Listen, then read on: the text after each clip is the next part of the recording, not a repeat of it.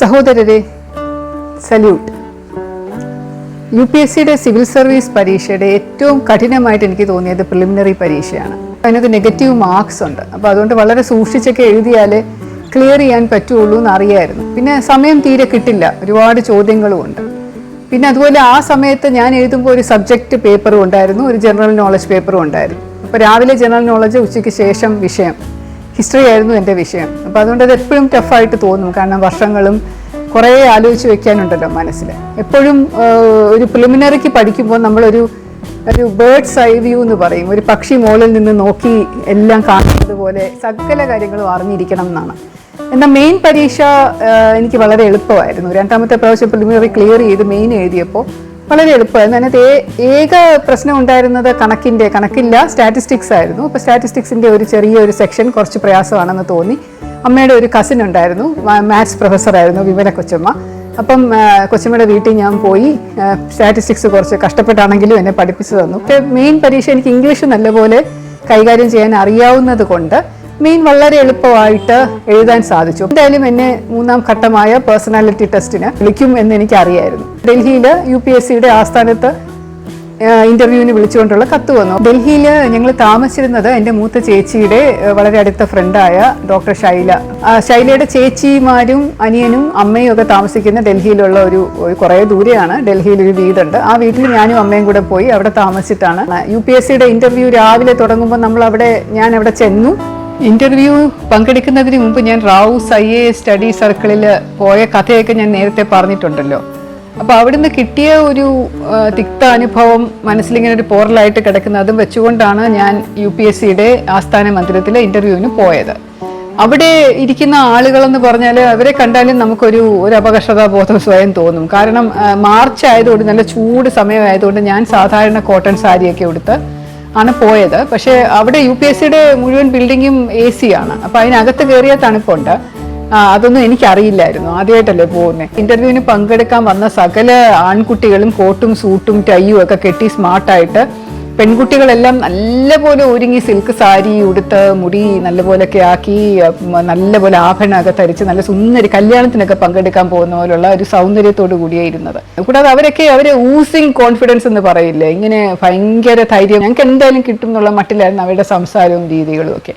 പിന്നെ നമ്മളെ കൊണ്ടുപോയി ഒരു സ്ഥലത്തിരുത്തി ഓരോരുത്തരെയായിട്ട് അകത്ത് വിളിച്ച് ഇന്റർവ്യൂ ഹാളിൽ കൊണ്ടുപോയി അത് കഴിഞ്ഞ് വേറൊരു സ്ഥലത്തൂടെയൊക്കെ ഇറങ്ങി അങ്ങ് പോവുക, അങ്ങനെയൊക്കെയാണ്. അപ്പോൾ ഇന്റർവ്യൂ കഴിഞ്ഞിട്ട് വരുന്നവരുമായിട്ട് നമുക്ക് സംസാരിക്കാൻ പറ്റില്ലെങ്കിലും അരമണിക്കൂർ ഇന്റർവ്യൂ അതിൽ കൂടുതൽ നിന്നാൽ ഡെഫിനറ്റ് ആയിട്ട് കിട്ടും. അതിന് താഴെയാണെങ്കിൽ നമ്മുടെ അത്രേ ഉള്ളൂ, അതുകൊണ്ട് വേഗം പറഞ്ഞു വിടും എന്നൊക്കെ മട്ടിലായിരുന്നു എല്ലാവരും പറഞ്ഞിരുന്നത്. എന്നെ അകത്തേക്ക് വിളിച്ചു. അപ്പോൾ ഞാൻ ചെന്നു. 7 പേരാണ് ഇന്റർവ്യൂ ബോർഡിലുള്ളത്. ചെയർമാൻ ഉണ്ട്, ഒരു 2-3 പേര് സബ്ജക്ട് എക്സ്പേർട്സ് ഉണ്ട്, പിന്നെ ഒരു സൈക്കോളജിസ്റ്റോ ആരോ ഉണ്ട്. നമ്മുടെ പേഴ്സണാലിറ്റി അളക്കാനും ഒക്കെയുള്ള ഒരു വ്യക്തിത്വം അളക്കാനുള്ള ആളും കൂടി ഇരിപ്പുണ്ടാവും. അപ്പോൾ അങ്ങനെ ചിലപ്പോൾ കേട്ടിട്ടുണ്ട്, ആ ആള് ചിലപ്പോൾ പേന താഴെ ഇടും. അപ്പോൾ നമ്മൾ കുനിഞ്ഞത് എടുക്കാൻ പാടില്ല. കാരണം സിവിൽ സർവീസിന്റെ ഇന്റർവ്യൂവിന് വന്നിരിക്കുന്ന സീനിയർ ലെവലിലുള്ള ഓഫീസർ ആവാനുള്ളവര് ഒരു പ്യൂണിന്റെ പണി പോലെ ചെയ്യാൻ പാടില്ല. അപ്പൊ അത് നമ്മൾ മൈൻഡ് ചെയ്യരുത്. കഥ ഞാൻ കേട്ടിട്ടുള്ളതാണ്. അതായത് എത്ര ബക്കറ്റ് വേണം ഇന്ത്യൻ മഹാസമുദ്രം വറ്റിക്കാൻ ഒരു ചോദ്യം ചോദിച്ചപ്പോൾ ഒരു ഊഹത്തിന് ഒരു 15,000 ലക്ഷം ബക്കറ്റ് മതിയാവും എന്ന് ഉത്തരം പറഞ്ഞപ്പോൾ എങ്ങനെ മനസ്സിലായി എന്ന് ചോദ്യകർത്താവ് ചോദിച്ചു. അപ്പോൾ പയ്യൻ പറഞ്ഞു, അത് എനിക്കറിയില്ല, സാറിനും അറിയുന്ന എനിക്ക് തോന്നുന്നില്ല, ഞാനൊരു ഉദ്ദേശം വെച്ച് പറഞ്ഞെന്നേ ഉള്ളൂ എന്ന് പറഞ്ഞപ്പം ആള് പറഞ്ഞു, ഒരൊറ്റ ബക്കറ്റ് പോരെ, ഒരു ബക്കറ്റ് എന്നുള്ളതല്ലേ അതിന്റെ ഉത്തരം, ആ ഇന്ത്യൻ മഹാസമുദ്രത്തിലെ വെള്ളം മുഴുവൻ ഉൾക്കൊള്ളാൻ പറ്റുന്ന ഒരു ബക്കറ്റ് പോരെ എന്ന് ചോദിച്ച ഒരു കഥയൊക്കെ കേട്ടിട്ടാണ് പോകുന്നത്. പിന്നെ വേറൊരു കുട്ടിയോട് ചോദിച്ചു, നിങ്ങൾ കയറി വരുമ്പോൾ UPSCയുടെ ജനലിൽ ഒക്കെ ഇങ്ങനെ നല്ല പല നിറത്തിലുള്ള ഗ്ലാസ്സുകളുണ്ട്, അപ്പോൾ അത് എത്ര നിറങ്ങളുണ്ടായിരുന്നു, എത്ര പടി കയറിയാണ് വന്നത്, അതൊക്കെ നിങ്ങൾ നോട്ടീസ് ചെയ്തിട്ടുണ്ടോ എന്ന് അറിയാനുള്ള ചോദ്യങ്ങൾ ചോദിക്കും എന്നൊക്കെ പറഞ്ഞിട്ടുണ്ടായിരുന്നു. വളരെ കോഡിയലായിട്ട് വളരെ നല്ല രീതിയിലാണ് ഇന്റർവ്യൂ മുന്നേറിയത്. കൂടുതലും എന്നോട് അപ്പോൾ അന്ന് കേരളത്തിലെ ഇലക്ഷൻ കഴിഞ്ഞ് നിൽക്കുന്ന സമയമായിരുന്നു. CPM-നാണ് ജയിച്ച് വന്നത്. അപ്പോൾ എന്തുകൊണ്ടാണ് ഇങ്ങനെ വന്നതെന്ന് ചോദിച്ചത്. എല്ലാ 5 വർഷം കൂടുമ്പോൾ എന്തുകൊണ്ട് മാറുന്നു എന്നുള്ള രാഷ്ട്രീയപരമായിട്ടുള്ള കുറേ ചോദ്യങ്ങളാണ് ആദ്യം ചോദിച്ചത്. പിന്നെ യുവാക്കളുടെ കാര്യങ്ങൾ ചോദിച്ചു. ഞാൻ എൻ്റെ കോളേജിൽ ജനറൽ സെക്രട്ടറി ആയിരുന്നു എന്ന് എഴുതിയിട്ടുള്ളത് കൊണ്ട് എൻ്റെ രാഷ്ട്രീയം എന്താണെന്ന് ചോദിച്ചു. അപ്പോൾ രാഷ്ട്രീയമില്ല, ന്യൂട്രൽ ആയിരുന്നു എന്ന് പറഞ്ഞു. പിന്നെ കേരളത്തിനെ സ്പെസിഫിക് ആയിട്ടുള്ള മാപ്പിള റെബലിയനെ കുറിച്ചുള്ള ചോദ്യങ്ങൾ ചോദിച്ചു. എൻ്റെ സാഹിത്യം പരമായിട്ടുള്ള ആരാണ് എനിക്ക് ഏറ്റവും ഇഷ്ടപ്പെട്ട ഇംഗ്ലീഷ് കവി എന്ന് ചോദിച്ചപ്പോൾ ഞാൻ ഷേക്സ്പിയർ എന്ന് പറഞ്ഞപ്പോൾ അത് പുച്ഛത്തോടു കൂടി ചോദിച്ചു, കവിയോ? ഷേക്സ്പിയർ നാടകകൃത്തല്ലേ? അപ്പോൾ ഞാൻ പറഞ്ഞു, അല്ല സർ, നാടകത്തെക്കാൾ കൂടുതൽ കവിയാണ്. അദ്ദേഹത്തിൻ്റെ സോണറ്റുകൾ വളരെ പ്രശസ്തമാണ്. കൂടാതെ നാടകങ്ങൾ എഴുതിയിരിക്കുന്നത് പോലും കവിതയിലൂടെയാണ്. അപ്പോൾ അതുകൊണ്ട് ഹീസ് എ പൊയറ്റിക് ഡ്രമാറ്റിസ്റ്റ് എന്ന് ഞാൻ പറഞ്ഞത് അദ്ദേഹത്തിന് ഇഷ്ടപ്പെട്ടെന്ന് തോന്നുന്നു. പിന്നെ എൻ്റെ ഹോബിയായിട്ട് ഞാൻ വെച്ചിരുന്നത് കുറേ കാര്യങ്ങൾ വെച്ചതിൻ്റെ കൂട്ടത്തിൽ ഞാൻ അന്ന് ആ സമയം എനിക്ക് ചിത്രരചന വലിയ ഇഷ്ടമായിരുന്നു. അപ്പോൾ ഞാൻ സ്കൂളിലൊക്കെ പഠിക്കുമ്പോൾ എനിക്ക് പെയിൻറ്റിങ് കോമ്പറ്റീഷന് സമ്മാനം കിട്ടിയിട്ടുള്ളതുകൊണ്ട് ഞാൻ പെയിൻറ്റിങ് എന്നൊരു ഹോബിയായിട്ട് വെച്ചിരുന്നു. അപ്പോൾ അതിലൊരാൾ എൻ്റെ അടുത്ത് ചോദിച്ചു, എന്താണ് പെയിൻറ്റ് ചെയ്യുന്നത്, മതിലാണോ? ഡു യു പെയിൻറ്റ് വാൾസ് എന്ന് ചോദിച്ചു. അപ്പോൾ ഞാൻ പറഞ്ഞു, സാർ ആവശ്യം വന്നാൽ അതും ഞാൻ പെയിൻറ്റ് ചെയ്യും എന്ന് ഞാൻ മറുപടി പറഞ്ഞു. ഈ ചിറകി വന്ന് ഞാൻ സമയം നോക്കിയപ്പോൾ 25 മിനിറ്റ് 26 മിനിറ്റ് എങ്ങാണ്ട് ആയിട്ടേ ഉള്ളൂ. അപ്പോൾ എനിക്ക് കുറച്ച് വിഷമം തോന്നി. അയ്യോ, അരമണിക്കൂറിന് മുകളിൽ പോയില്ലല്ലോ ഇൻ്റർവ്യൂ, പെട്ടെന്ന് തീർന്നല്ലോ, ഇനി കിട്ടുമോ എന്നൊക്കെയുള്ളൊരു സംശയം ഉണ്ടായിരുന്നു. എന്തായാലും താഴെ വന്നപ്പോൾ TA കിട്ടും നമുക്ക്. അപ്പോൾ TA വേണ്ടിയിട്ടുള്ള ഫോമൊക്കെ ഫില്ല് ചെയ്തപ്പോൾ ഒരാൾ എൻ്റെ കയ്യിൽ ഒരു സ്ലിപ്പ് കൊണ്ട് തന്നിട്ട് പറഞ്ഞു, നാളെ റാം മനോഹർ ലോഹിയ ഹോസ്പിറ്റലിൽ പോയി മെഡിക്കൽ ടെസ്റ്റിന് പോകണം, ഹാജരാവണം എന്ന് പറഞ്ഞു. അപ്പോൾ പിറ്റേന്ന് ഹോസ്പിറ്റലിൽ ചെന്നിട്ട് അവിടെ ചെന്ന് കൺസേൺ ഡോക്ടറെ കണ്ടു. അപ്പോൾ അവിടെ എല്ലാം നമ്മുടെ എല്ലാ അളവുകളും എടുക്കുന്നുണ്ട്, BP എല്ലാം റെക്കോർഡ് ചെയ്യും. അപ്പോൾ ഡോക്ടർ എന്നോട് പറഞ്ഞു, so you are getting in to IPS. അപ്പോൾ ഞാൻ പറഞ്ഞു, എന്താ IPS?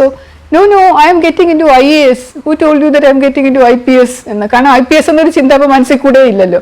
അപ്പോൾ ആൾ ചിരിച്ചിട്ട് പറഞ്ഞു, ജോക്കിങ്. എന്നിട്ട് ആളങ്ങ് വിട്ടു. അപ്പോൾ ഞാൻ അമ്മയുടെ അടുത്ത് പറഞ്ഞു, അമ്മ എൻ്റെ സൈസ് കണ്ടിട്ട് എൻ്റെ പൊക്കമൊക്കെ കണ്ടിട്ടായിരിക്കും അയാൾ പറഞ്ഞത് you are getting in to IPS എന്ന്. ഞാൻ റിസർവ് ബാങ്കിൽ ജോലി ചെയ്യുകയായിരുന്ന സമയത്ത് ഒരു പനിയൊക്കെ പിടിച്ച് തിരിച്ച് നാട്ടിൽ വന്ന് ആശുപത്രിയിൽ അഡ്മിറ്റ് ആയിരിക്കുന്ന സമയത്താണ് റിസൾട്ട് വരുന്നത്. അപ്പം ചേച്ചിയുടെ ഹസ്ബൻഡ് ചേട്ടൻ പത്രവുമായിട്ട് വന്നിട്ട് പറഞ്ഞു, ലേഖയുടെ റാങ്ക് താഴെയാണ്, IAS എന്തായാലും കിട്ടാൻ ചാൻസ് ഇല്ല, 100 കഴിഞ്ഞിട്ട് ഉള്ള റാങ്കേ ഉള്ളൂ, IPS കിട്ടുമായിരിക്കും എന്ന് പറഞ്ഞു. എനിക്ക് ഭയങ്കര സങ്കടം വന്നു. ഞാനിരുന്ന കരച്ചിലായിരുന്നു, ഭയങ്കരമായിട്ട് കരഞ്ഞു ഞാൻ. അപ്പോൾ ഞാൻ പറഞ്ഞു, എനിക്കിനി എഴുതാൻ വയ്യ, ഇനി ഒരു വർഷവും കൂടെ പഠിച്ച് എഴുതണ്ടേ, എനിക്കിനി മതിയായി എന്നൊക്കെ പറഞ്ഞു. അപ്പോൾ അമ്മ പറഞ്ഞു, സാരമില്ല, ഇനി ഒന്നും കൂടെ എഴുതണ്ട, IPS നല്ലതല്ലേ, കൂടാതെ നല്ല റാങ്ക് അല്ലേ, അപ്പോൾ ചിലപ്പോൾ IPS എടുത്ത് കേരളത്തിൽ വന്നു കഴിഞ്ഞാൽ കേരളത്തിലെ ആദ്യത്തെ വനിതാ IPS ഓഫീസറായി മാറാൻ പറ്റത്തില്ലേ, നിനക്കത് കാര്യമല്ലെങ്കിലും എനിക്ക് പറഞ്ഞുകൊണ്ട് നടക്കാമല്ലോ, കേരളത്തിലെ ആദ്യത്തെ വനിതാ IPS ഓഫീസറിൻ്റെ അമ്മയാണ് എന്ന് അമ്മ പറയുന്നത് കേട്ടപ്പോൾ ഞാൻ പറഞ്ഞു, അയ്യോ, ഞാൻ സ്കൂളിലും കോളേജിലും പഠിക്കുമ്പോഴൊന്നും ഒരു തരത്തിലുള്ള കായിക മത്സരങ്ങളിലും പങ്കെടുത്തിട്ടില്ല, ഓട്ടമില്ല, ചാട്ടമില്ല, അത്ലറ്റിക്സ് ഇല്ല, ഒന്നുമില്ല. അപ്പം ഞാൻ എങ്ങനെ ഈ ട്രെയിനിങ് IPS എന്ന് പറഞ്ഞാൽ കഠിനമായ ട്രെയിനിങ് എന്നെ കൊണ്ട് പറ്റുമോ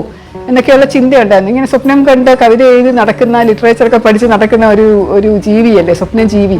അപ്പോൾ അങ്ങനെ എനിക്കൊരു സംശയം ഉണ്ടായിരുന്നു. അപ്പോൾ അമ്മ പറഞ്ഞല്ലേ, എനിക്കറിയാമല്ലോ നിന്നെ, നീ നല്ല മിടുക്കിയായിട്ടുള്ള കാര്യങ്ങളും ചെയ്യുന്നതാണല്ലോ കുട്ടിക്കാലം മുതൽ, അപ്പോൾ തീർച്ചയായിട്ടും എടുക്കുക എന്ന് പറഞ്ഞു. അങ്ങനെയാണ് ഞാൻ IPSന് റെഡിയാണ് എന്ന് പറഞ്ഞ് എഴുതി കൊടുത്തു. അപ്പോൾ എൻ്റെ ആദ്യത്തെ ഓപ്ഷൻ IAS ആയിരുന്നു, രണ്ടാമത്തെ IPS, മൂന്നാമത്തെ IFS അങ്ങനെയായിരുന്നു. അപ്പോഴേക്കും എനിക്ക് മാർക്ക് ലിസ്റ്റ് വന്നിരുന്നു. അപ്പോൾ മാർക്ക് ലിസ്റ്റിനകത്ത് എനിക്ക് 7 മാർക്കിനാണ് IAS നഷ്ടമായത് എന്ന് മനസ്സിലായത്. അപ്പം ആ 7 മാർക്കും കൂടെ കിട്ടിയിരുന്നെങ്കിൽ എന്ന് ഞാൻ ആദ്യം ഒന്ന് ആഗ്രഹിച്ചു പോയെങ്കിലും പിന്നീട് എനിക്ക് മനസ്സിലായി വളരെ അനുഗ്രഹമാണ്, ദൈവം കനിഞ്ഞ് തരാത്തതാണ് 7 മാർക്ക് എന്ന്. കാരണം 7 മാർക്കും കിട്ടിയിരുന്നെങ്കിൽ ഞാൻ IASന്റെ റാങ്കിൻ്റെ വളരെ താഴെ ആയേനെ.